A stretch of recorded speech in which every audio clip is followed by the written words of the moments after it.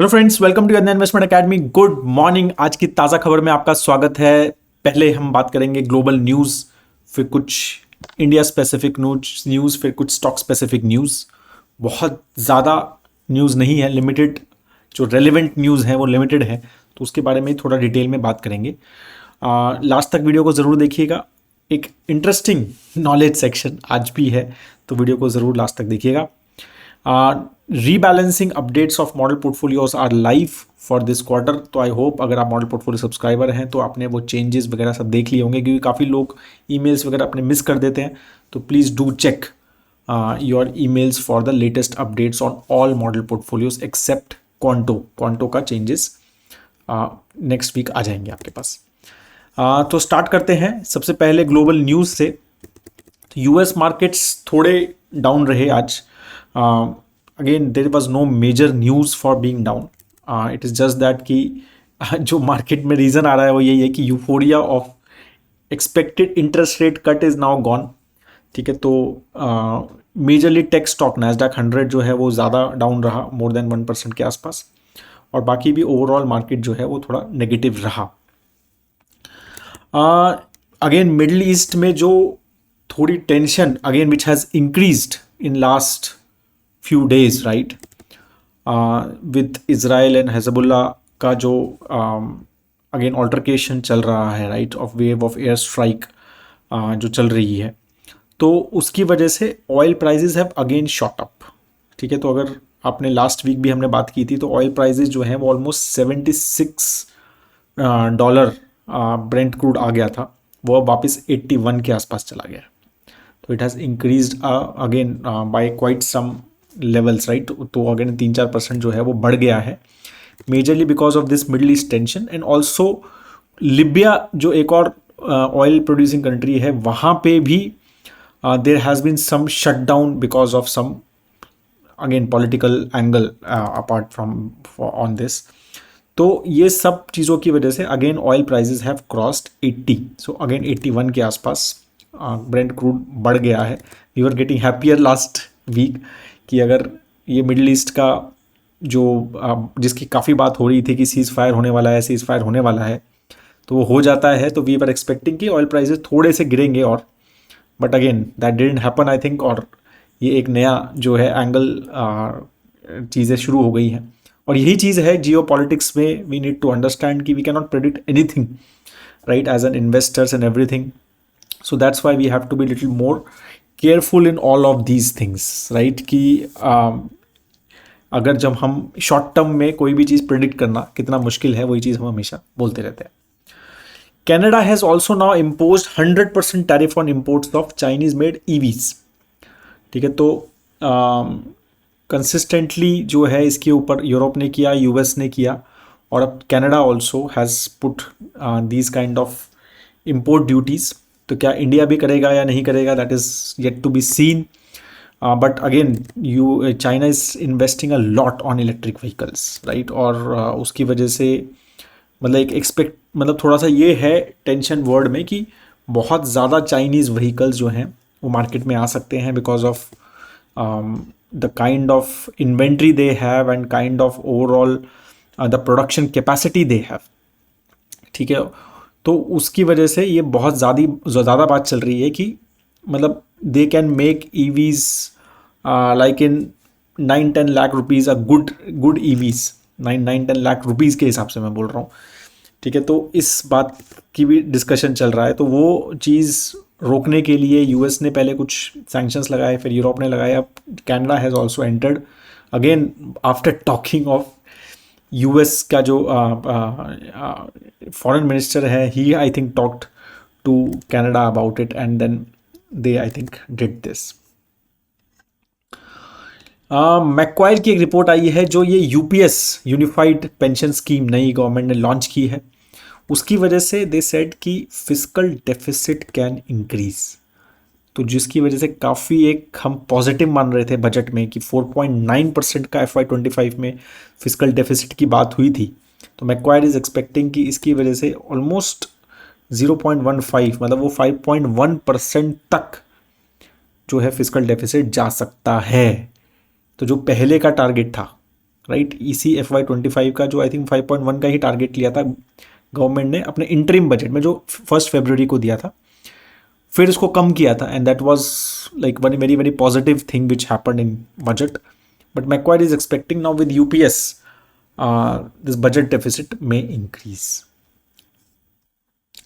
एक काफ़ी interesting report आई from solar capacity, solar energy, right. उसमें काफ़ी अच्छा ग्रोथ आया है इस first half of financial year FY24 में।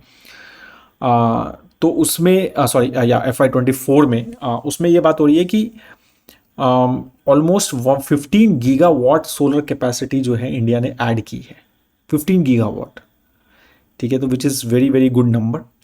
और इसी में मतलब H124 में ऑलमोस्ट 41 गीगावाट के न्यू टेंडर्स जो है गवर्नमेंट ने अनाउंस किए थे, जो कि which was almost 51% higher than last year.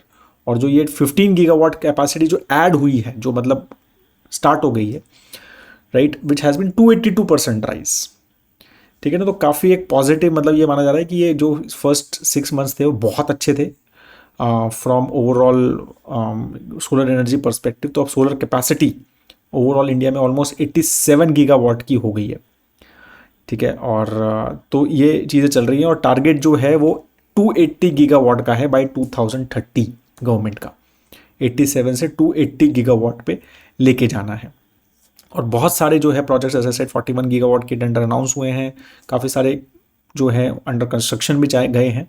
तो एक काफ़ी अच्छा ये 6 मंथ्स रहे हैं ऑन सोलर पर्सपेक्टिव, और एक माना जा रहा है कि अगर ये पेस रही अच्छी तो maybe we will actually meet that target of 280 gigawatts of solar capacity. तो ये काफ़ी इंटरेस्टिंग है, राइट। हमारा एक EV पोर्टफोलियो है, तो we track this solar energy and all these things very very carefully. और ये काफ़ी इंटरेस्टिंग स्पेस है, स्पेशली ग्रीन एनर्जी स्पेस, जिसमें सब मतलब अगर मैं नेचुरल गैस को भी इंक्लूड करूँ उसमें, राइट, तो हमारा सोलर, विंड और नेचुरल गैस, राइट, तो ये सब जो है क्लीन एनर्जी में, और इवन अब हाइब्रिड्स, राइट, एक तरह से are playing a role as well in this sector. तो ये बहुत इंटरेस्टिंग और एक मतलब definitely a sector which is a fast growing sector which we all should definitely look at. RBI has announced a upcoming launch of a unified lending interface, ULI platform, UPI की तरह, right, उसी तरह से ULI। तो उन्होंने कहा है कि जो पूरे लेंडिंग स्पेस को, स्पेशली जो स्मॉल और रूरल बोरोवर्स है, जो कि माइक्रो फाइनेंस वगैरह जो मेजरली है, उसको वो पूरा का पूरा रिवोल्यूशनाइज करने का प्लान कर रहे हैं। तो पूरा जो क्रेडिट का अप्रेजल प्रोसेस है, विच स्मॉलर माइक्रो फाइनेंस और स्मॉल फाइनेंस बैंक्स जो टिपिकली आई वुड से करते हैं, मतलब फोकस उस पर है, at least that's what the RBI is saying. तो उसको पूरा का पूरा दे सेड कि we will revolutionize. How they will do it, क्या होगा क्या नहीं होगा, I don't have much details, I am not gone through it much, but कुछ इंटरेस्टिंग लगेगा। और अगेन एक बार once the announcement comes, I think we will get more details.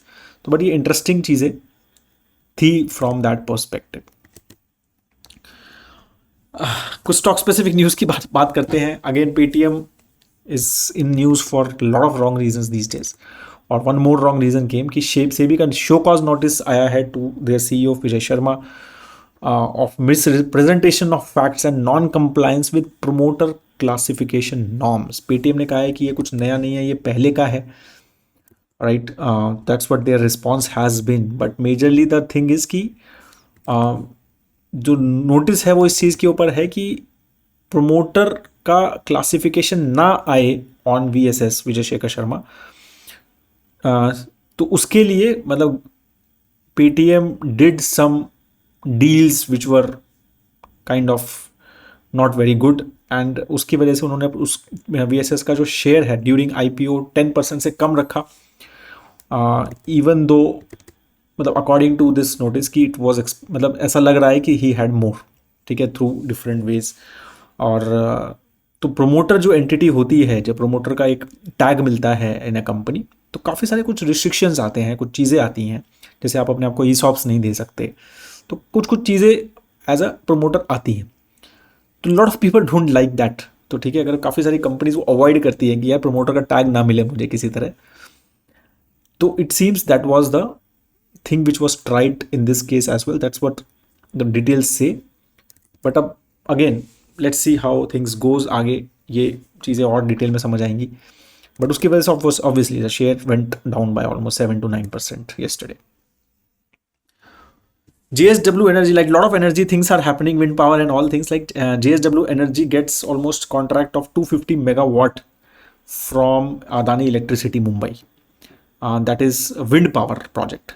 ठीक है, JSW को मिला है अदानी इलेक्ट्रिसिटी से, अदानी ग्रीन को नहीं मिला है, JSW एनर्जी को उन्होंने वो प्रोजेक्ट दिया है with 250 megawatt. I think wind power में JSW has I think maximum capacity, मतलब शायद सबसे ज़्यादा फोकस जितने भी ये प्रोडक्शन कंपनीज़ हैं जो इलेक्ट्रिसिटी प्रोड्यूस करती हैं, अगर हम बड़े बड़े देखें जैसे टोरेंट पावर हो गया, टाटा पावर हो गया, JSW एनर्जी हो गया, या फिर अदानी ग्रीन और Adani power as well, right. तो मेजरली आई थिंक सबसे ज़्यादा फोकस जो है विंड पे JSW एनर्जी का है, right, from production of wind energy, and I think that's why this project they won.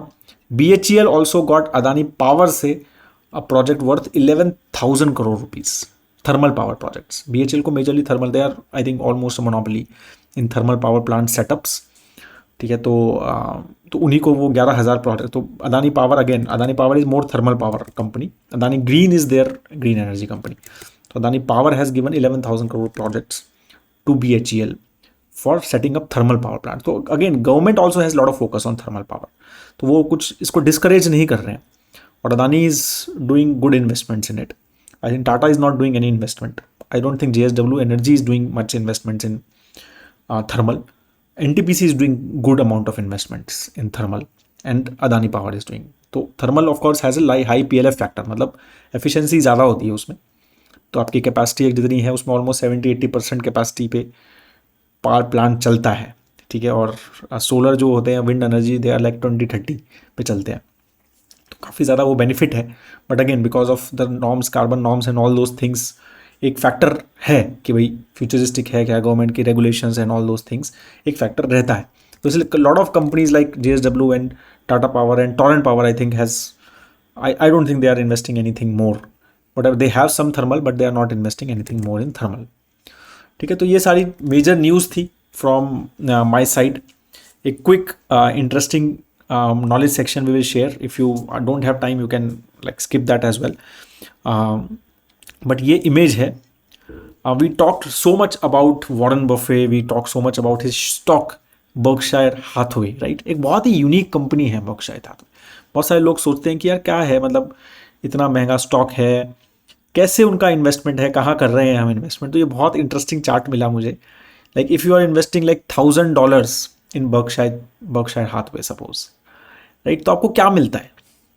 तो आपका $391 जो है इक्विटी इन्वेस्टमेंट, राइट, वो एक्चुअली उसकी वैल्यू इज फ्रॉम जो उनके अपने बिजनेसेस हैं, जैसे गाइको इंश्योरेंस बिजनेस है, उनके रेल रोड बिजनेसेस हैं, उनके पास यूटिलिटीज़ हैं, एनर्जी कंपनीज हैं, जो अपनी कंपनीज हैं विच दे रन देमसेल्व्स, राइट।